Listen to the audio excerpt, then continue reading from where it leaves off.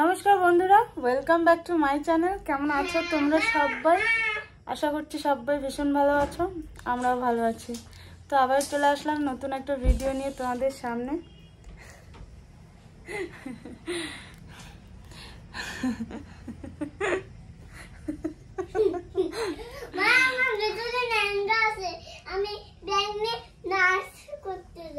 এই যে বাপ মেয়ে এদিকে দেখো কি করছে, দেখতে পাচ্ছ? বাবা মেয়েকে রেডি করাচ্ছে, লাডলিকে। এটা দেখে আর কি হাসছিলাম। আর আমি একটু পেতনির মতো হয়ে আছি, কারণ একটু রিলস করলাম এর জন্য। পেতনিকে জैसे लग रहे हैं हम।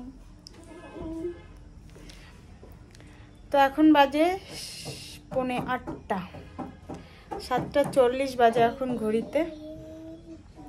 তো এখন আমি ব্লগটা স্টার্ট করলাম, তোমরা অবশ্যই ব্লগটা দেখতে থাকো, আমাকে সাপোর্ট করো। তো এখন চা বানাবো, তো চলো আজকে কি করছি তোমাদের সাথে সেটা শেয়ার করব। তো চলো তোমরা ব্লগটা দেখো। তো দেখো চা হয়ে গেছে, লাল চা, সন্ধ্যাবেলার টিফিন আমাদের নিয়ে যাওয়া হোক। এই যে চা চলে এসছে, ওঠো। কি গল্প হচ্ছে শোনা? বলো কি গল্প হচ্ছে বাবার সঙ্গে? ম্যাডামের গল্প হচ্ছে? ম্যাডামের কি গল্প হচ্ছে ভালো করে বলো।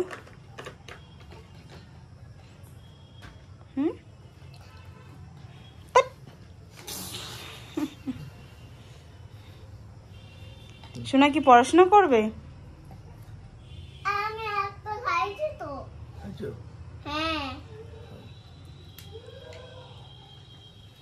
ঠিক আছে। দাদার আজকে হ্যাপি বার্থডে। তুমি দাদাকে উইশ করছো কেন?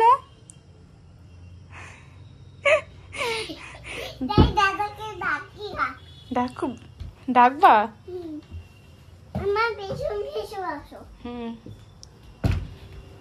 চলো তোমার পিছন পিছন যাই।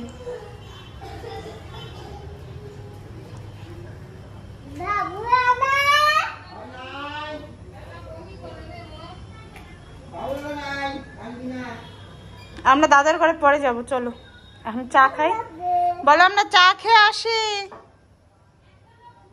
দাদা যে চলো দাদার ঘরে পরে যাও। শোনো চকলেটটা দাদাকে দিয়ে দাও।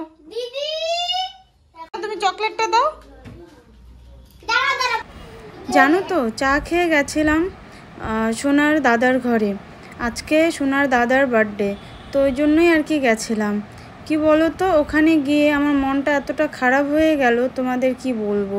ভেবেছিলাম যে তোমাদের আমি ভিডিও করে দেখাবো, আমি ভিডিও কিছুই করতে পারলাম না, কারণ আমার মোবাইলের স্টোরেজ ফুল হয়ে গেছে, যার জন্য আমি একটা ভিডিও করতে পারিনি। জাস্ট 2-3 সেকেন্ডের 2টা হয়তো ভিডিও হয়েছে, এটাই আর কি তোমাদের শেয়ার করলাম। এত সুন্দরভাবে একটা বার্থডে সেলিব্রেশন হয়েছে বাচ্চাদের নিয়ে, যেটা আমি তোমাদের শেয়ার করতে পারলাম না। খুব মনটা খারাপ লাগছে তোমাদের বলতে, বুঝতে পারলে? আর রাত্রিবেলা এসে তারপর দেখো আমি তোমাদের দাদাকে বললাম যে মোবাইলের স্টোরেজটা ফুল হয়ে গেছে, তুমি ঠিক করো। পরেও রাত্রিবেলা দোকান বন্ধ করে এসে দেখো মোবাইলটা ঠিক হয়ে গেল। কাজের সময় নেই, দেখো অকাজের সময় আছে। মনটা খুবই খারাপ লাগছে যে আমি ওর বার্থডের ভিডিওটাই আমি তোমাদের শেয়ার করতে পারলাম না। তো চলো এখন রাত্রিবেলা খাওয়া দাওয়া হচ্ছে, তোমাদের এটাই আর কি শেয়ার করলাম। দারুণ হয়েছে গাইস, গরমা গরম রুটি আর মাংস, দারুণ খেতে। আর আমি মানে কি বলে এটা, ভীত বাঙালি নাকি, হ্যাঁ,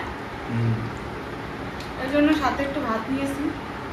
ভাত না হলে হবে না, যতই রুটি খাই একটু ভাত লাগবে, একটু ভাত আছে। তো চলো খেয়ে নিই।